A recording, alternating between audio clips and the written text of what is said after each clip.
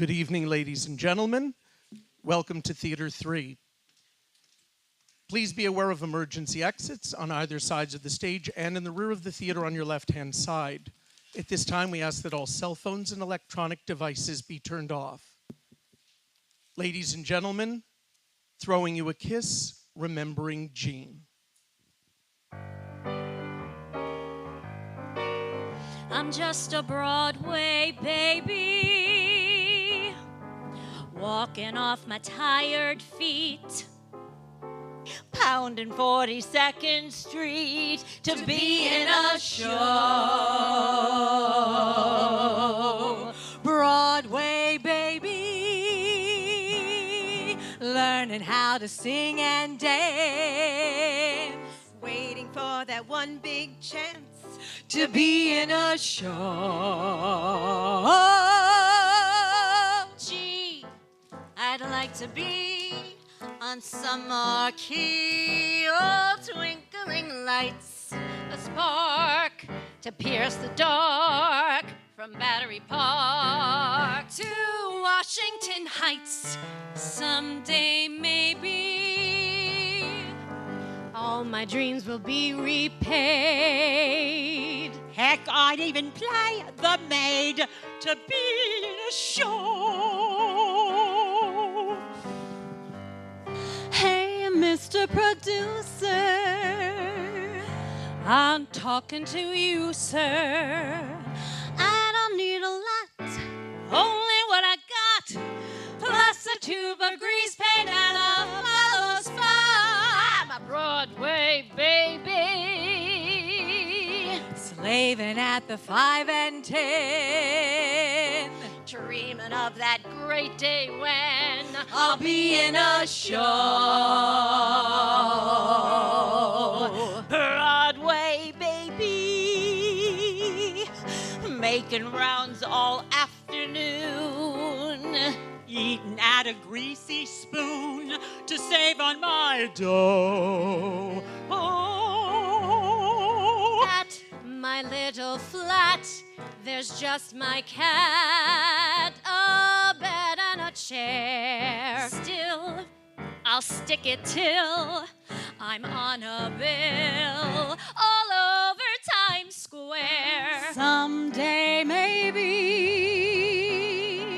if I stick it long enough, maybe I can strut my stuff. Working for a nice man like a Ziegfeld or a Weissman in a great big Broadway show.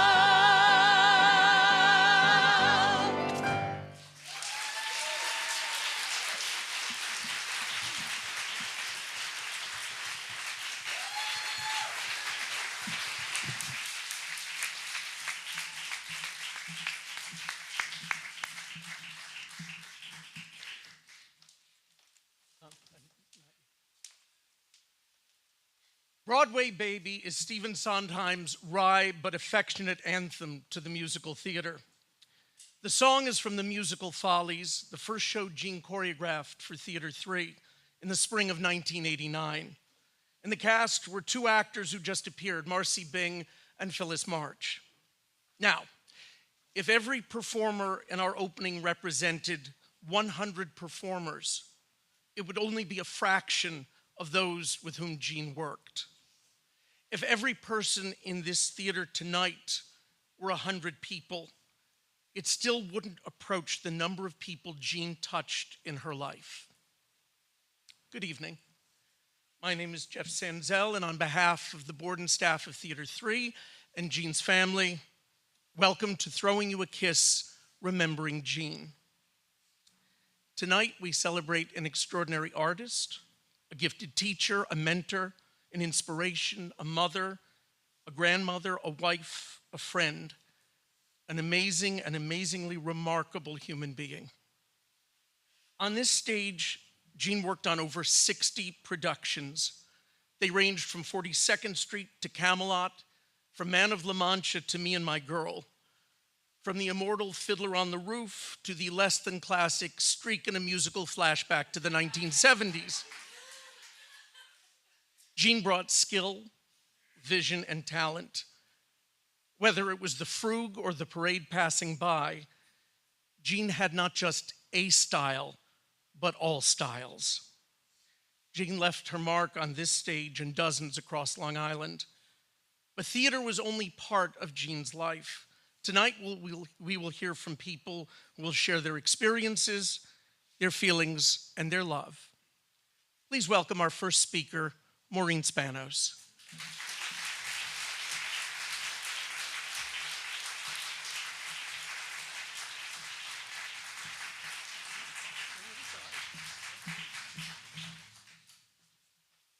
So nice to see so many people here to honor my friend's memory. Imagine you're all here because you love Jean. That's why we come to events like this. We think we're here to demonstrate our high regard for the memory of a loved one who's passed away. But I disagree. I don't think you're here because you love Jean. I think you're here because Jean loved you. That's what made her so special. In one way or another, she showed us that she loved us. And that's what we grieve. The loss of that love in our lives. And that's why we've gathered together tonight, to try to recapture the loving spirit that was Jean Sorbera. Jean was a healer and a nurturer. She fed people. She fed them physically, of course. Her kitchen was legendary. But she fed them emotionally as well. Jean provided whatever was needed in any given situation. She was a loyal person, and she could not abide abandonment. She would always step in to fill any void that she saw in others. Many of you sitting here today have felt her love in this way, and you can attest to that. Her empathy made her a great communicator. She shared her soul in counseling. She gave the gift of language to many people through her work as an ASL interpreter. She had a way of being able to read between the lines and sense your thought process, and that made her a very effective teacher because she saw into people and understood what was needed to bring them to the next level of becoming the best that they could be. It was amazing to watch her share her love of dance, for example, with groups of just ordinary folks and transform them into beautiful dancing ensembles. They didn't even always know that they could do it. But Jean saw their strengths, and she found the way to build on them and to make those people look good. You could always count on Jean to make you look good. She was fiercely protective of the people she loved, her children, her family, those fortunate enough to be considered friends. You know who you are. But Jean took it a step further. She was protective of anyone in need of support who just happened to cross her path. A student, a performer, some kid we just met in the park. It didn't matter. Jean campaigned against suffering on all occasions. I was fortunate to see it up close time and time again because Jean and I were friends for many years. Besides working together here at the theater, we spent a lot of time in one another's company outside of work. We would meet for breakfast or go out for coffee after a show or rehearsal and just talk for hours. We shared crochet patterns and novels. We got together to do cooking and craft projects. Some worked out well. Others, not so much. Just as Phyllis March, she was there for one of our greatest fiascos. But we enjoyed our time together over the years. That was the point. We enjoyed each other. The most special thing about my relationship to Jean was I shared the greatest blessing of life with her. We became grandmothers together. We reveled in the joy of those baby years.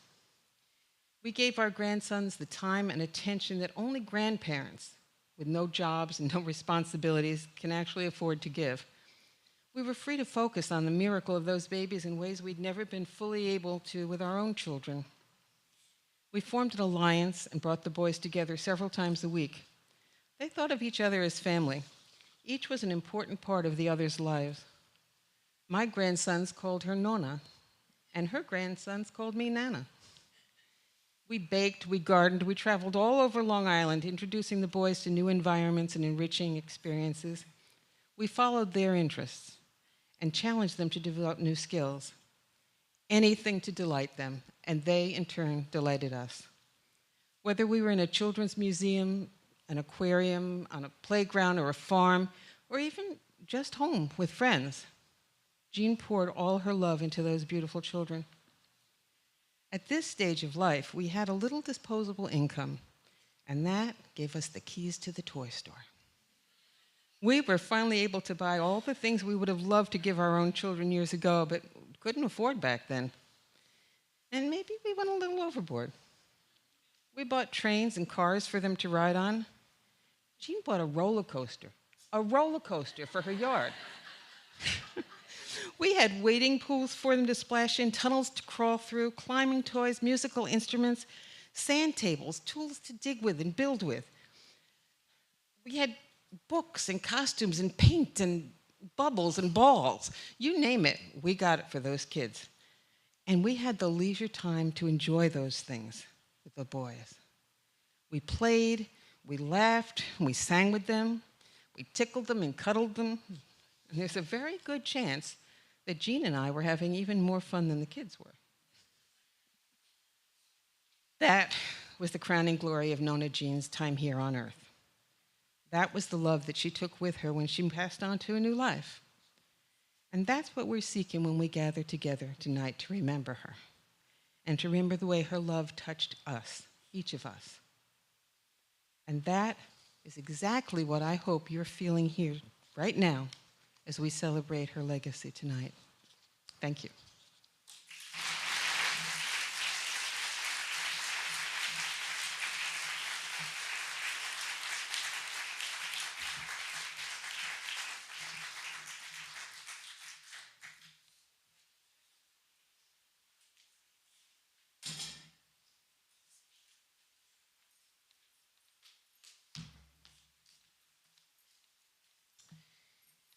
Please welcome to the stage Heather Garafola, Patty Kittenplan, and Michelle Tomasi.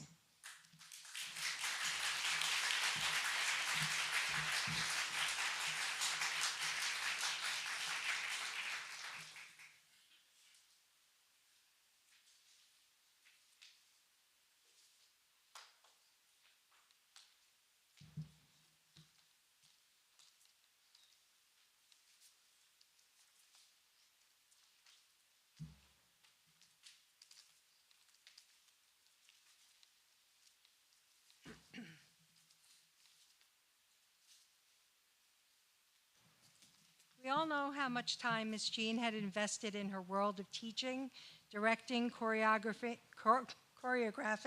and interpreting all outside of home. She did it all with so much passion. So we would like to thank you, Pete, Rachel, and Jonathan, for sharing her with us. As well known as Miss Jean is in the theater industry, she was also a big part of the deaf community as a sign language interpreter, advocate, mentor, and role model to all those who have crossed her path. Here giving this speech, we have Michelle, Heather, and myself, Patty Kittenplan, speaking on my daughter Allison's behalf, as she could not be with us tonight since she lives in Austin, Texas. Heather, Allison, and Michelle were fortunate to have Miss Jean, also known as Mrs. Sorbera, as their sign language interpreter throughout their school years. For Michelle, Mrs. Sorbera became a part of her life when they met in her 4th grade classroom. Miss Jean then connected with Allison as a substitute interpreter, and from middle school up until the end of their senior year, Miss Jean was with them through it all. Miss Jean wrapped up her career with Sachem School District by interpreting for Heather throughout high school.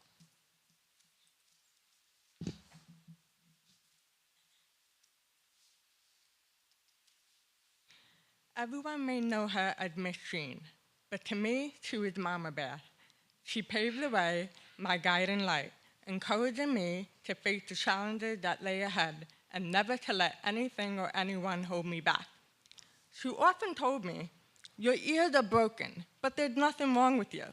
And this was her way of getting me to accept the fact that I was deaf and being okay with it. I wanted to be just like her, fierce with a sassy personality and blunt when needed to be. She also had a unique style with those high-heeled platform shoes that I could never pull off. And of course, she always had a cup of coffee in her hand. And of course, she always had a cup of coffee in her hand. Thank you, Mama Bear, for sharing all the memories with me throughout those years.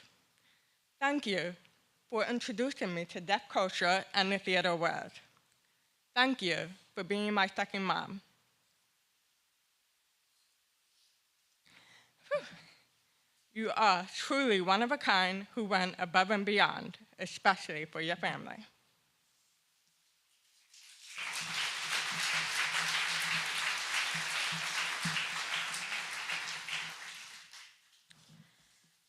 Thinking back to October 10th, 2021, on my wedding day, Miss Jean texted me that morning. Good morning, you beautiful bride. I can't wait to see you today. My job started up again, so I have to work until 11:30. So I'll be there a little bit after 12. I know you will be the most gorgeous bride ever. Love you so much. That text alone shows that Miss Jean always made time for everyone, even if she had other obligations or engagements. Miss Jean protected me from the first day I walked into Station East. I had just returned from a year off of school from chemotherapy treatment, and the homeroom teacher demanded that I remove my hat, which covered my newly regrown hair. Miss Jean handled that with the teacher.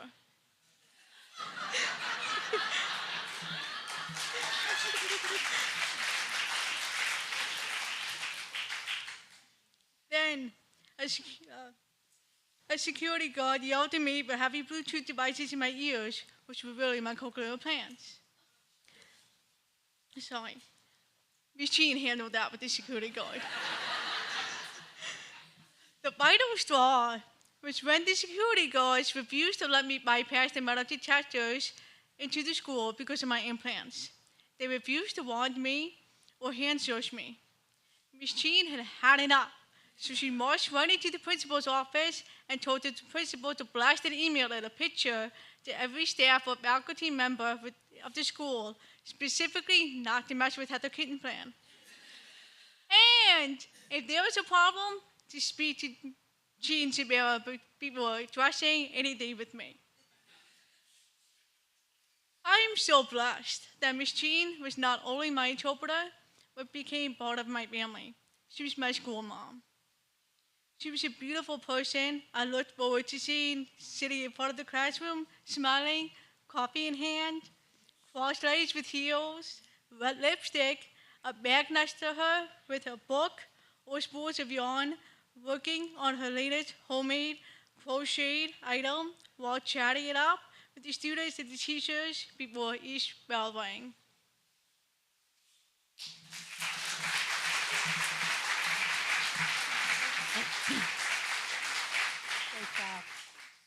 This is from my daughter Allison.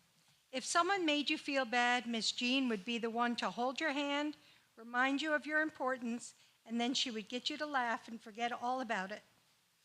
If you had soccer practice, she'd show up even in her high heels and run up and down on the sidelines to make it work for you with a big smile on her face. If you got sick and could not attend school, she'd collect that day's worth of notes and homework and bring them to you at home. You were automatically known as her baby. She would treat you just as if you were her own. She was a woman who would walk through fire for everyone. She loved and cared about so much. She was so natural at being a mother and an advocate in life for everyone. I knew I was going to cry. I got it. Seeing coffee in a small white styrofoam cup with a red lipstick mark on it, Steve Madden shoes, 5 to 6 inch platform heels, black leather jackets, hand lotion, gum, knitting sets, novels, blonde striped bangs, turtlenecks, Broadway shows will forever remind me of you. Thank you for being the Miss Jean we all needed, adored, and loved so much. Your love, warmth, friendship, and beautiful soul will never be forgotten. Until we meet again, you can be sure we'll continue our brunch tradition with Rachel in your honor. We love you so much.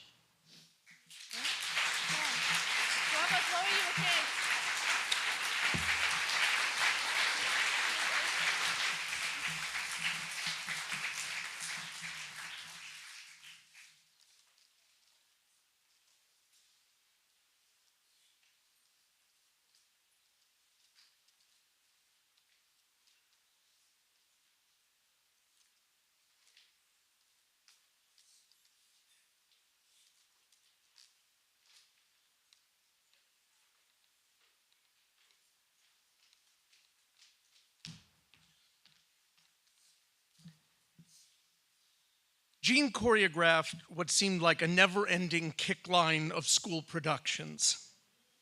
I remember years when it seemed like she had 2 openings a week for 3 months in a row.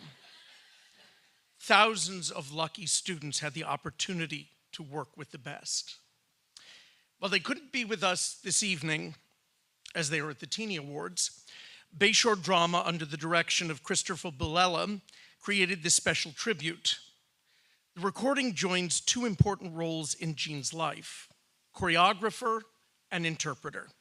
In addition, performing live are Jean's daughter, Rachel Ferzola, her children, Giuseppe and Lucia, and Jean's son, Jonathan's children, Angelo and Enzo. Ladies and gentlemen, all good gifts from Godspell.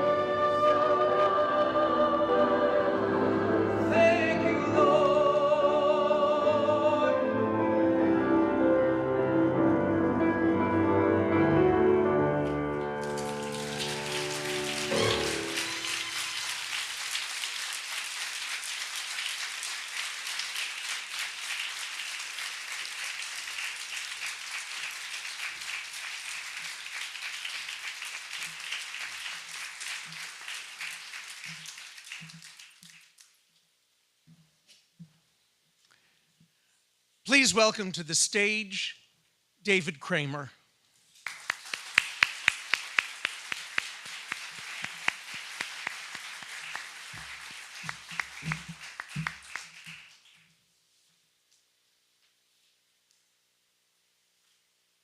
Well, let me first start off by saying that I am honored to have been asked by the Sorbera family to speak at this very special get-together.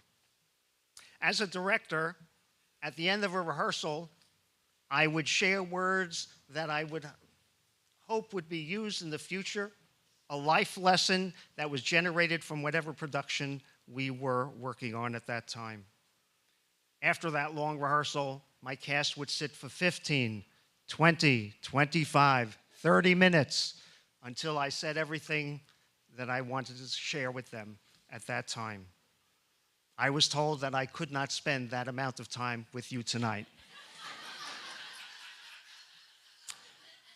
Speaking about Miss Jean would just take too long, so I decided that I would choreograph a dance and dance for you tonight.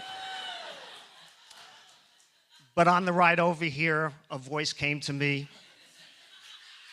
and it was Jean's voice. She said, "Kramer, don't you dare. They'll go blind and never want to dance again." So out of respect, I will do as Jean said, as I did most of the time that we worked together. I met Jean about 30 years ago. Our relationship was in the context of theater. Take One Theater and Theater 3, I worked as a pit musician, and although not required, I would come to rehearsals to watch her work, along with directors, music directors, and the cast. I was her student.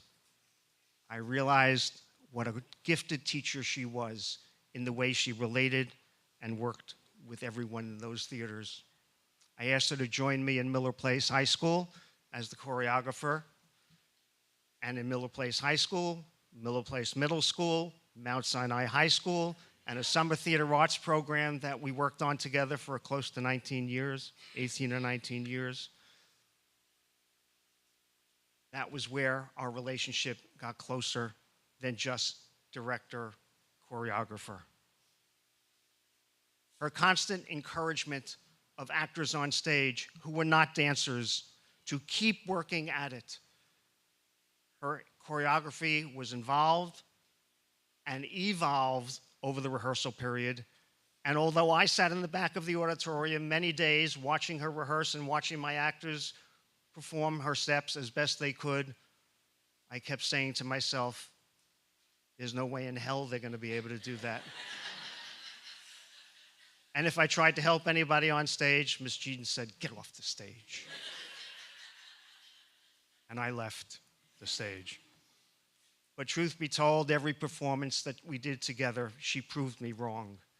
That she was asking, not demanding, asking for our actors to find themselves and to work towards perfection. During those years, she was not just a choreographer. She was a family friend, as well as a personal friend, and a very dear one at that. Jean elevated every show in which she choreographed by enhancing the director's vision. She created many highlights in productions on which she worked. Truth be told, directors work very hard to get actors to share lines with the true meaning behind those words, and those actors who deliver the lines perfectly feel good inside. Someone who sings a song with emotion, spot on. Sometimes the audience will react with some polite applause, or a few people will share that appreciation. But it was the choreographer that added the body to the words and to the music that brought people not to their feet, but spontaneously to applaud as soon as you hit that last note. And those actors were trained, hold it just a little bit longer until you hear the applause die down just a little, and then move on with your storytelling. We all have memorable moments, sounds, dance steps, and emotions of which Jean was the spark, the key to experiencing. We carry those moments and those feelings inside. We carry them in our inner selves, in our memories, and sometimes we are conscious of them, but all the time they are affecting us in positive ways. She was a true giver, without a doubt. Some people give with the hope of recognition. That was not Jean. Sometimes they give begrudgingly. That was not Jean. She gave to others as she gave to her own flesh and blood. Her caring was endless. She was like a candle who can light another candle and another candle and another candle. And that flame was her love. She didn't diminish any of her love. Her love was endless. As I would sit in an auditorium watching a rehearsal on stage, all of a sudden, Jean would turn around to say something to me, but then catch a glimpse of something behind me, and it was maybe a grandchild or two of mine that walked into the theater. She'd call out, "Elan, yum, yum," as if they were her loves, because they were. And that auditorium filled, that expansive auditorium, with her love. As my cast would see that, they would see a new way of expressing love, or a dimension of love that maybe they hadn't experienced before. When I'd create the programs for our high school productions, I took a full page to have a note from the director shared with my cast members. I needed to print that in the smallest font possible because of the amount of words it took for me to express what I wanted to share. Miss Jean also got her own page. She only put 4 words on it. "Throw me a kiss." And of course, a little illustration of her lips. That 4-word routine has a great deal of meaning for many of us. Throw me a kiss, not give me a kiss. Sometimes blow me a kiss, but throw me a kiss. Why the word throw? Well, the throw demands energy. The throw demands that you infuse that kiss with your whole being. That throw means that you must commit entirely to the relationship. And as my cast would respond, as you saw someone do that tonight, as they'd respond back, they were also seeing and understanding, not consciously, but in their hearts, the lesson that she was sharing.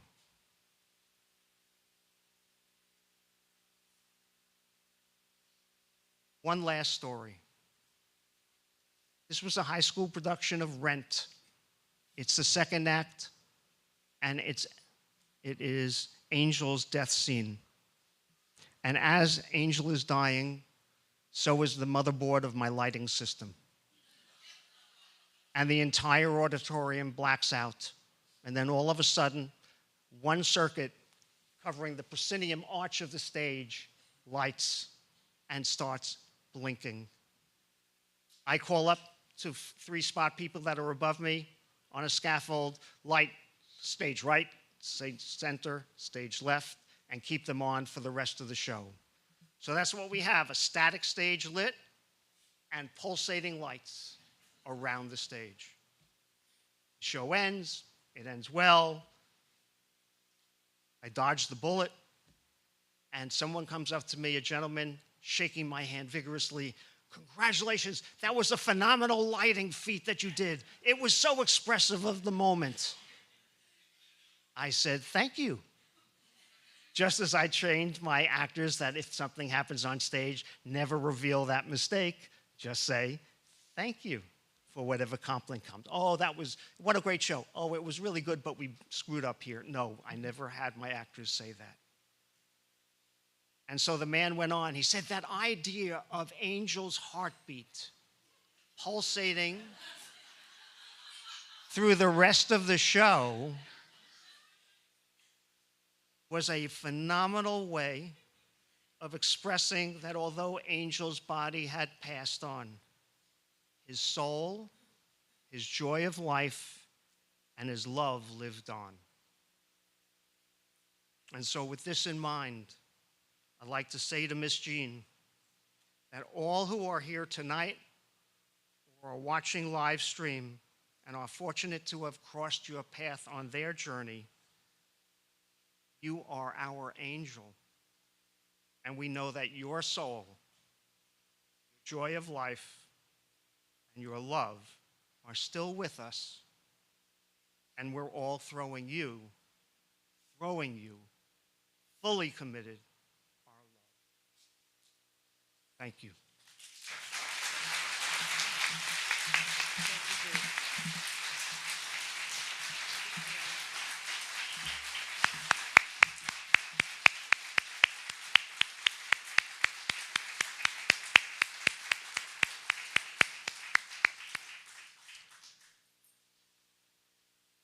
From the moment I met Jean, I knew that this was someone who was more than. I was intrigued and fascinated, but mostly overwhelmed. You know, when you meet someone and you say, I need to know this person, I really need this person in my life right now. That was Jean. The first time we worked together was not Jean as choreographer, it was Jean as actor. She appeared in a children's show, Yes, I Can, in a role specifically written for her. Think Italian Mary Poppins. The last time we worked together was also Jean as actor in the offstage online drama, The Aftermath. Here she was meditative, introspective, different, but still very Jean.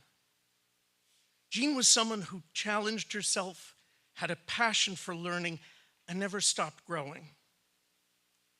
I collaborated with Jean on over 50 productions, with Jean often as co-director.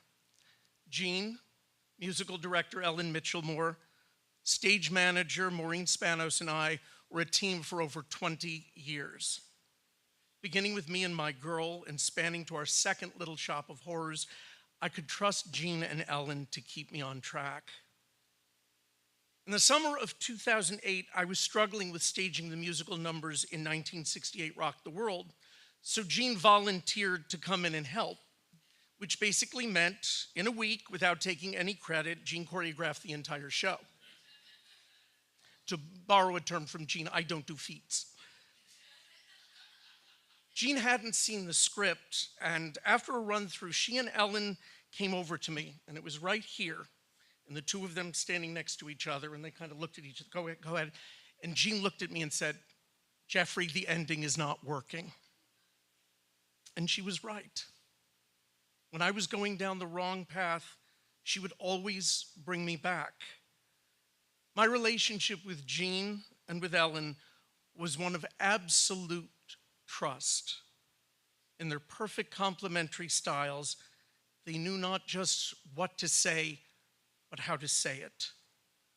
To make sure whatever we did was honest and true. A bond that was more than. I will hold close to my heart and feet Jean's patience when trying to choreograph me as a performer. Of all her choreographic talents, the most extraordinary, as you've heard tonight, was her ability to make non-dancers dance. She didn't hide them, she taught them. Many will remember Jean in action, the flying feet, the perfect steps, the most expressive magic hands. But I will remember Jean in stillness, watching, absorbing, the head slightly tilted, knowing what needed to be adjusted. The artist at work. We met to discuss how best to represent Jean. Hundreds of hours of rehearsal and performances, thousands, millions of individual steps. We talked about recreating her numbers, but realized we would be better served by letting her work and life speak for itself. The film you are about to see represents a huge undertaking, curated by Jean's daughter Rachel and by Sari Feldman. You will see clips dating back decades, rescued from VHS tapes. There will be school shows and summer programs and dozens of performances that took place on this very stage. There are glimpses into her personal life and an attempt, in a small way, to reflect the Jean we knew and loved. And now, throwing you a kiss, remembering Jean.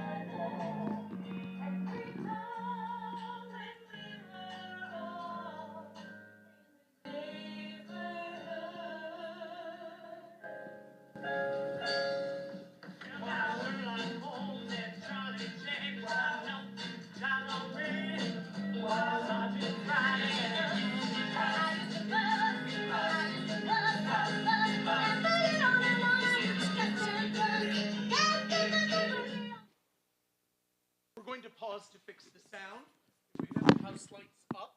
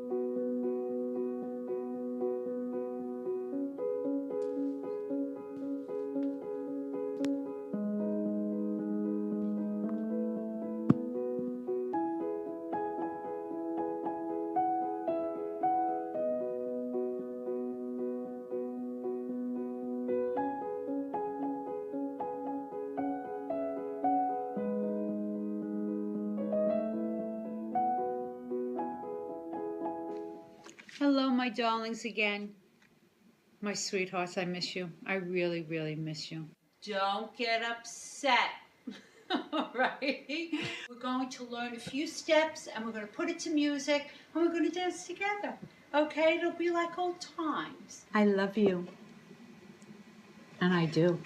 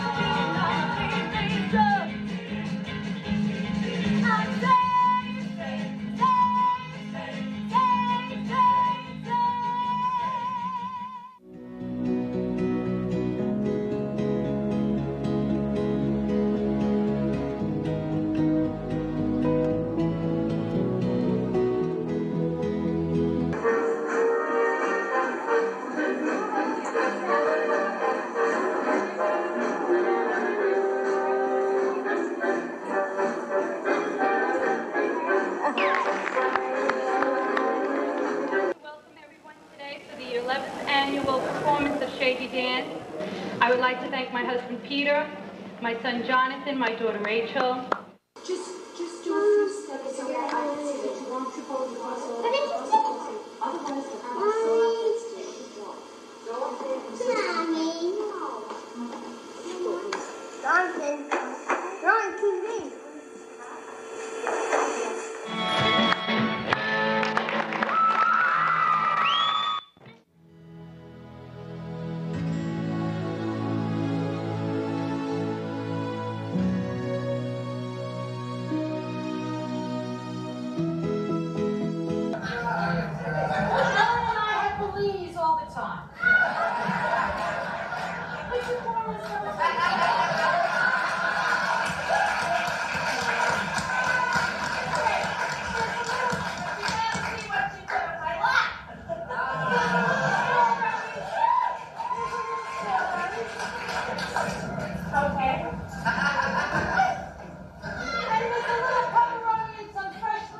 up.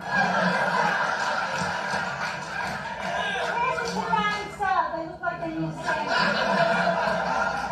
We defined ourselves, Ellen, at one time by the jobs we did. But that's not who we are.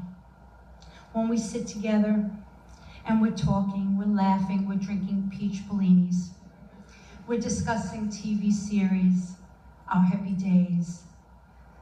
We're talking about sewing and knitting and gardening and food, of course, and definitely family. That's the deep, earthly part of ourselves. That's the foundation of our lives.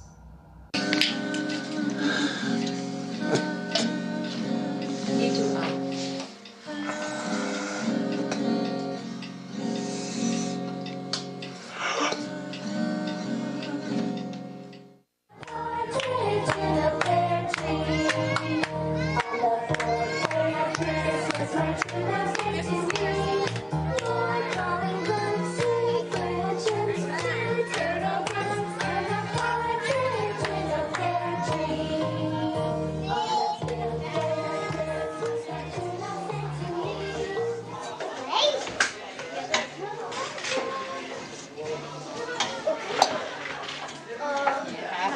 Movies, yeah. There we go. I got it now. Homemade raviolis. I think that's... Okay. Does it get any better than this? No. Only later when we eat them.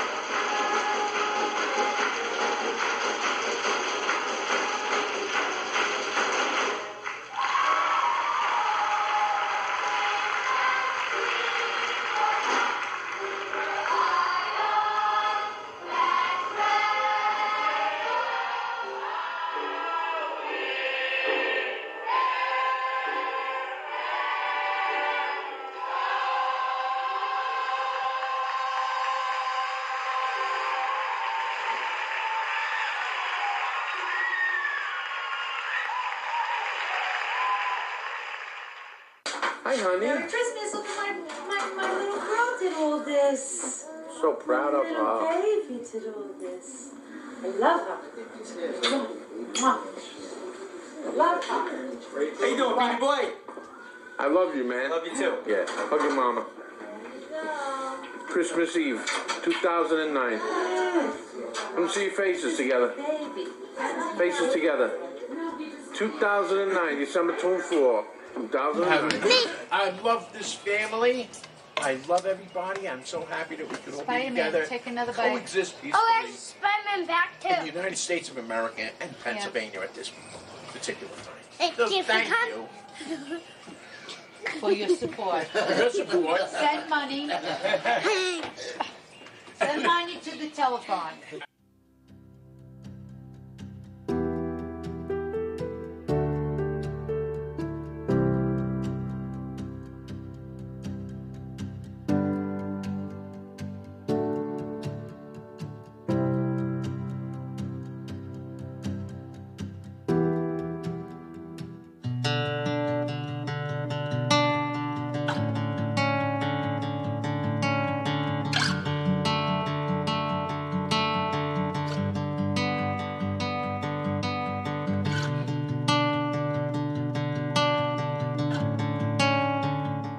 My name is Jean Sorbera, and I'm from New York, as you could tell by the accent, from Long Island. I used to work with the deaf in the school district, and I'm also a director choreographer.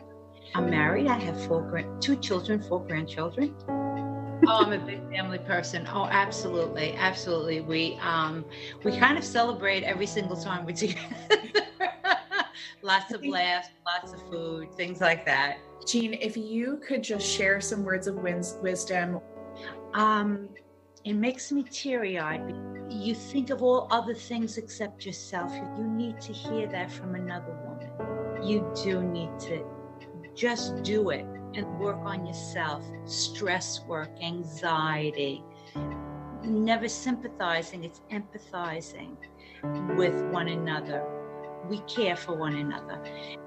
Thank you for taking this journey with us, and also thank you for sharing your story. I hope this has inspired a few people who are tuning in. I hope so. I really do hope so.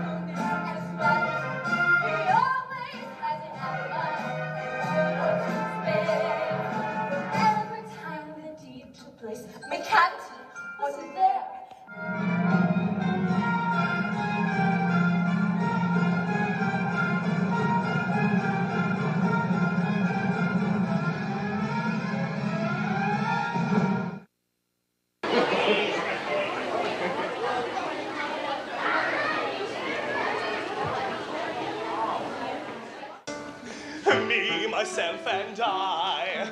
Me, myself, and I. We, us, ourselves, and why. We, us, ourselves, and why. When it comes to the test, you see who is the best. Anyone can plainly see that the best is we. Me, myself, and I. Me, myself, and I. ourselves and why. We us ourselves and why. What would people say if we put you on display for all the world to see and have them point at me? Now! So be free to talk about we. If you must discuss, you must discuss us. Me, myself, and I. Me, myself, and I. We, us, ourselves, and why. We, us, ourselves, and why. So without making a fuss, Without making a fuss, our favorite subject just happens to be us.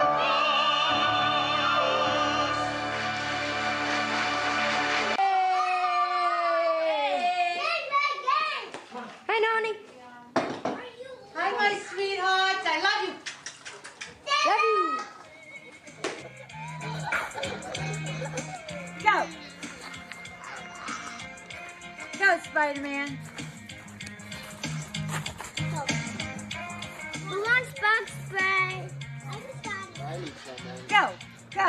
Go. Okay. Are you really ready for this? Don't fall. You know what it is? It's gonna go. It's gonna go. I wonder if I could just hold on to it. Wait. Let me just hold on a second. Can I hold?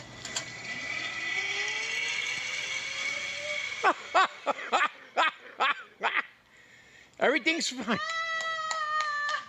Everything's fine over here, John boy, Susie and boys. Everything's fine.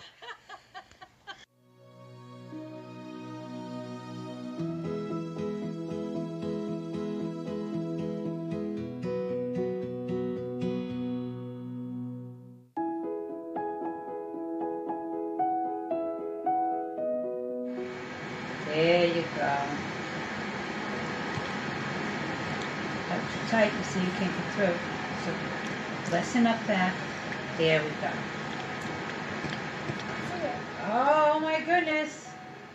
Papa, look. Wow. That's beautiful. La la la la la la la la la la la.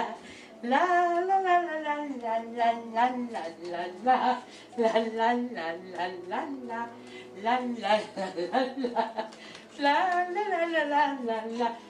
What's my name? What's my name? What's my name? No. Here we go. 1, 2, 3, go.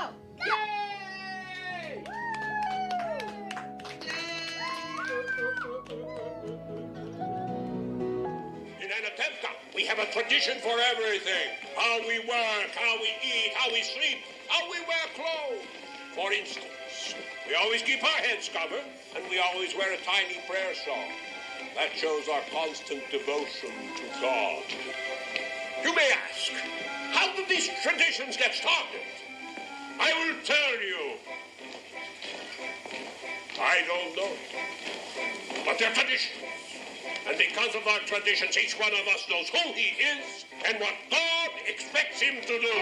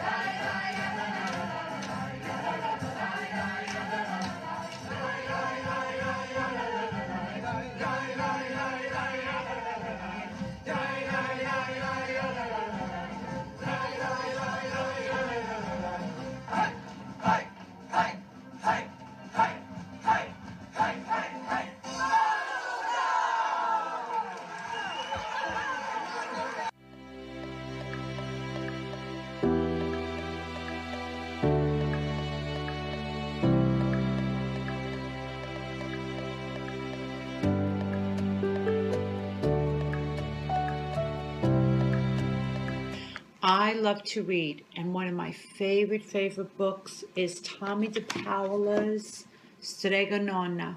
All right, sweethearts, here we go. This is Strega Nonna's family. If you notice, as it hits me in my head, she came from a very large family. This is where they eat out in her yard. And eat in Italian is mangiare. So, do you have a family that you sit and you eat? Can you see me through here? Okay.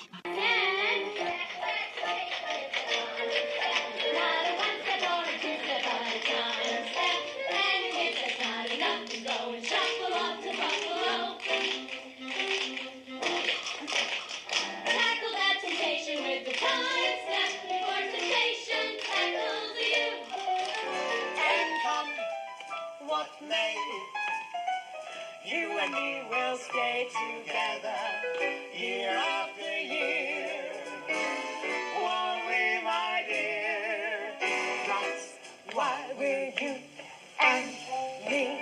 I taught him everything he knows. That's why he has so little left.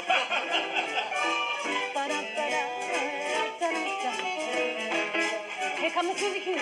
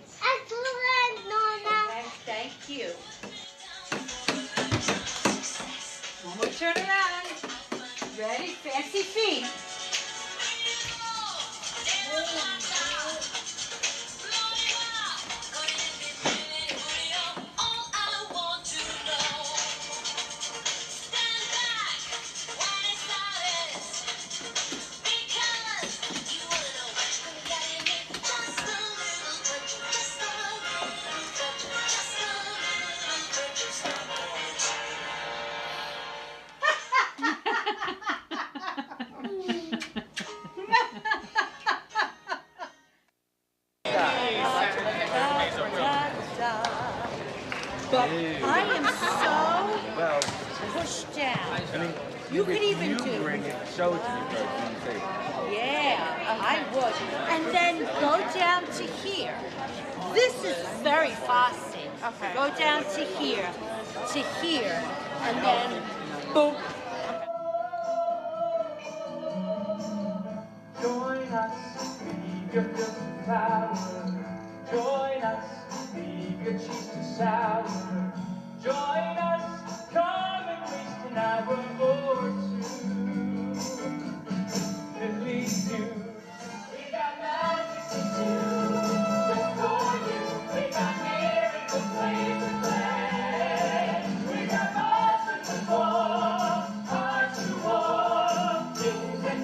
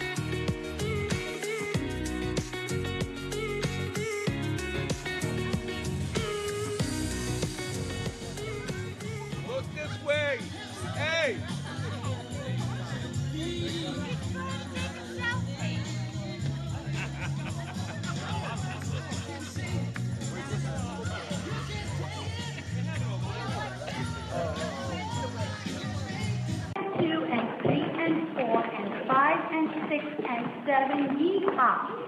One and two and four and five and six and seven, yeehaw. One and two and three and four and five and six and seven, yeehaw. One and two and three and four and five and six. There's one more angel in heaven. There's one more star in the sky. Joseph and dreams and shoes so far. Climb Jupiter like the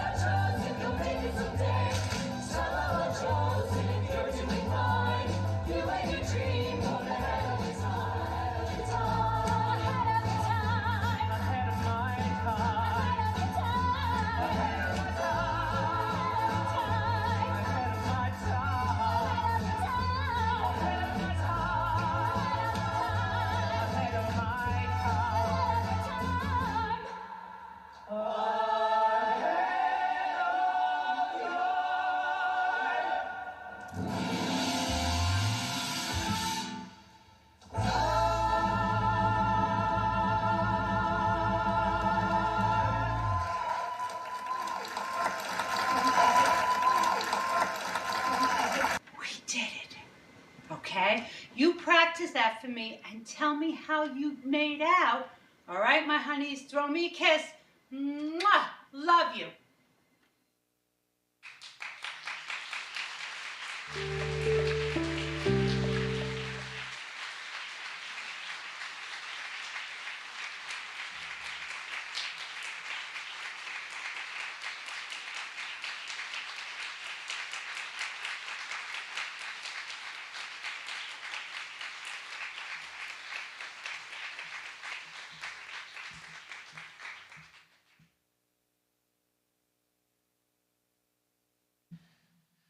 Please welcome to the stage Rachel Frzola.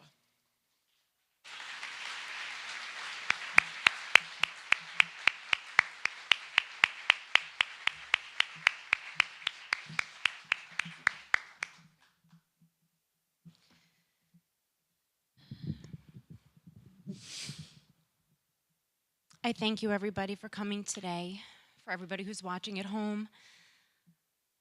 On behalf of my family, I would first like to thank all involved in this beautiful event, the Theater 3 staff who willingly volunteered their time and their talents this evening. A special thanks to Steve Uline for digitizing dozens of videos for the montage, one being a VHS, I believe to be a family movie. Steve is now caught up on Days of Our Lives from 1995. Thanks, Steve.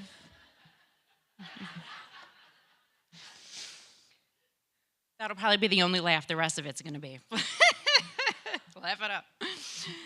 To Marcy Bing, Liz Castro Giovanni, who will always be Lizzie Trupia to me, Kelly Coughlin, Jen Collister, Tammy Dorsa, Beth Ladd, Suzanne Mason, Linda Maymay, Joy Tepedino, Doug Quatrock, Morgan Rumble, and Jeff Hoffman. Thank you for being such an integral part in tonight's memorial for my mother. To Maureen Spanos, Heather Garofolo, Michelle Tomasi, Patty Kittenplan, and David Kramer. Thank you for sharing your heartfelt words about my mother with my family and all those present. It truly means the world. Phyllis March, I thank you for your constant love and support. Thank you for allowing me to lean on you throughout this past year. My mother always said you were an angel on earth, and she couldn't have been more right. To Jeffrey Sanzel, I thank you for painstakingly making tonight everything you envisioned. everything you felt my mother deserved. You truly honored her tonight. And for that, I am eternally grateful. Sari Feldman, if there's anyone else other than my family and I who truly feels this loss, it's you. My mother left with me every amazing piece of who she was, with me, in me, and I know that she intended to leave a piece of herself with you as well. Thank you for loving my mother. Thank you for recognizing her work, and thank you for working beside me to help make tonight's event a memorable one. Writing a speech about my mother is probably one of the hardest things I've ever had to do. How do you find the right words to encapsulate everything she was to so many? It seems impossible, yet I'll try my best. She was warm, she was patient, she was strong, she was empathetic, she was loving, she was exquisite, she was home. And even with her flaws, as we all do have them, she was perfection. My mother was family-oriented. Her family was her greatest joy. Her children were her life. And I'll interject with a quick example, and my dad can attest to this for sure.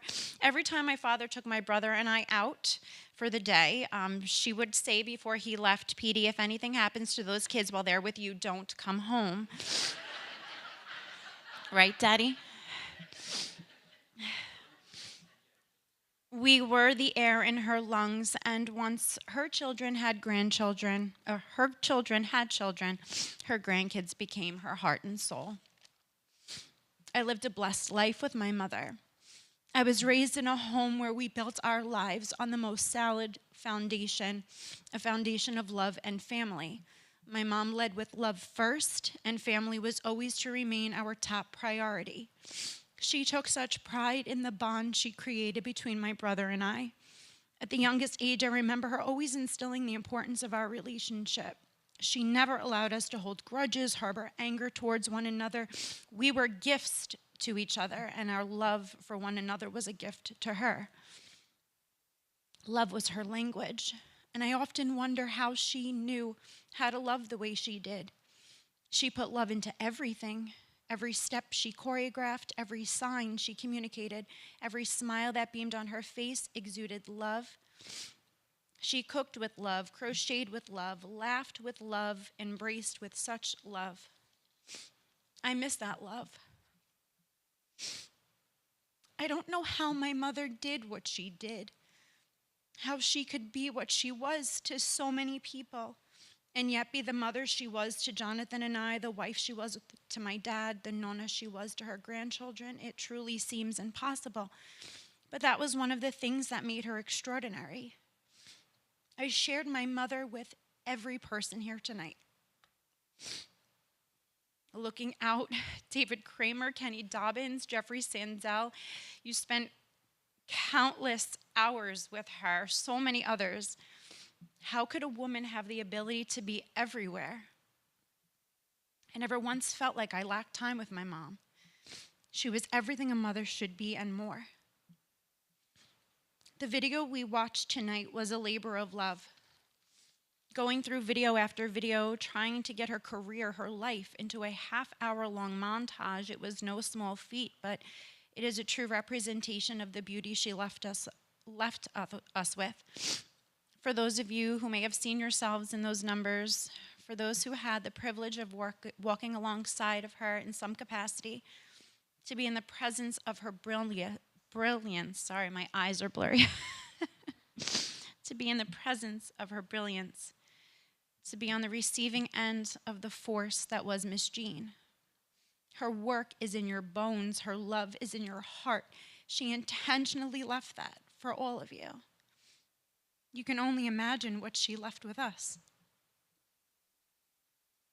We desire a life that is remembered, one in which we leave a legacy, the amazing legacy she left. We should all be so blessed.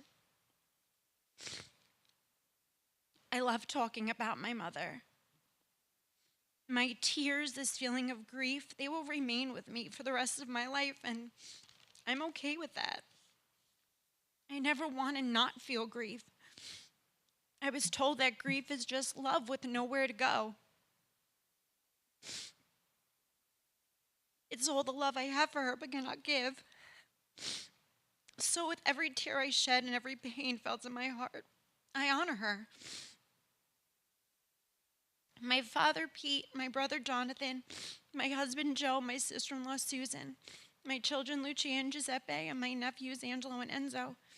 We thank you all from the bottom of our hearts for assisting us in honoring my mother tonight. May her memory bring a smile to your face. May the love she had for you always have a place in your heart. And now may I bring a piece of her to the stage and say, throw me a kiss. Mwah. Thank you.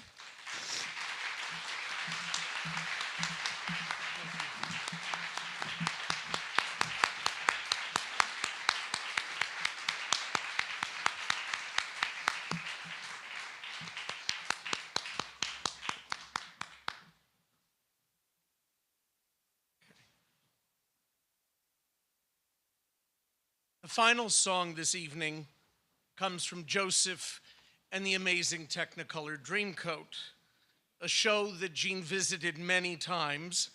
In fact, 3 productions here, with Joseph being Jean's final show for Theater 3. In the end, Joseph is a story of faith, aspiration, and family. This song is one of perseverance, of hope, of love. Ladies and gentlemen, any dream will do.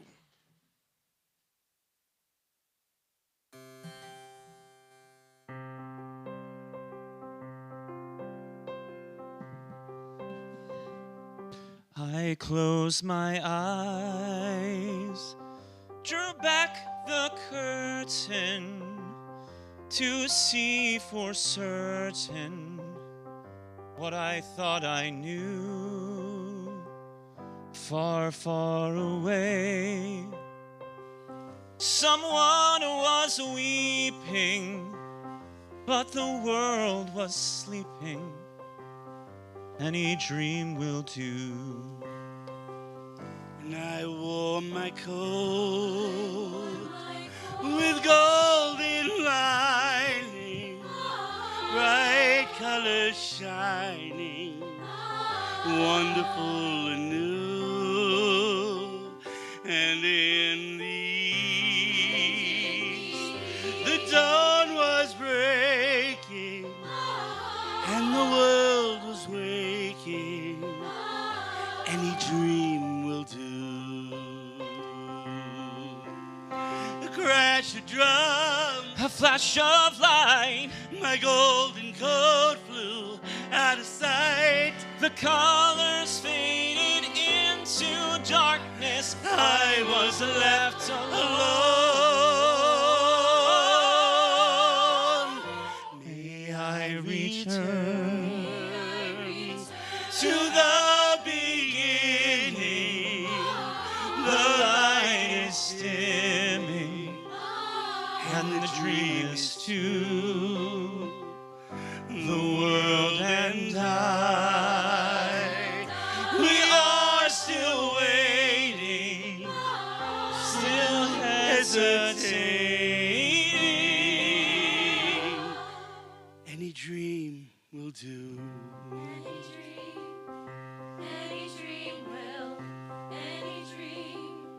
Any dream will do.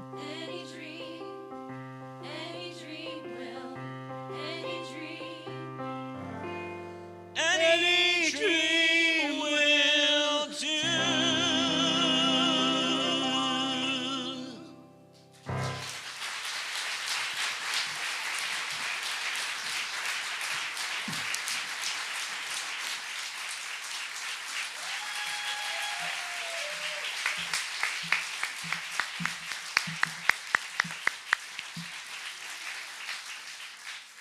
On behalf of everyone at Theater 3, we want to thank all the people who helped make this evening possible. performers, the speakers, our musical director, the technical staff, the interpreters. A special thank you to Rachel and Sari, who were the driving force behind this event. We want to thank Jean's family for giving us this opportunity to celebrate her life. And finally, thank you all for coming out tonight and watching from home. We invite you to go through second stage, pick up a glass, and join us in the garden for a toast and a dedication. Thank you and good night. Thank you.